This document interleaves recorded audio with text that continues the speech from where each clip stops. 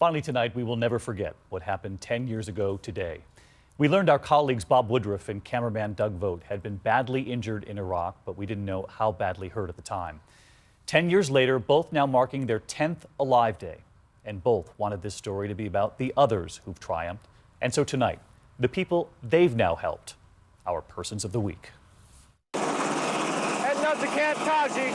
10 years ago today, our colleagues and friends Bob Woodruff and cameraman Doug Vogt in Iraq. Bob's final dispatch recorded, but before it could even air, their convoy hits an IED. Bob suffering shrapnel wounds to the head. We nearly lost him. Doug in surgery too.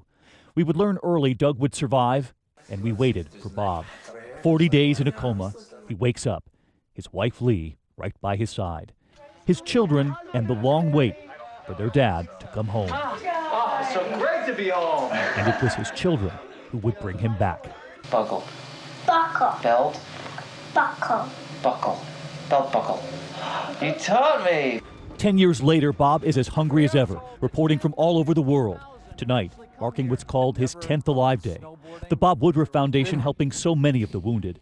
Sergeant Michael Boothby, wounded by an IED outside Baghdad in 2006. Bob has been there.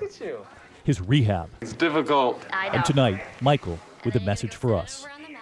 The biggest thing since my Alive Day is just seeing my kids and being there for my kids. It's just such a blessing for me. There's Staff Sergeant Mike Kocher, too. He lost his arm in Afghanistan, helped by Bob, telling us tonight his initial fears.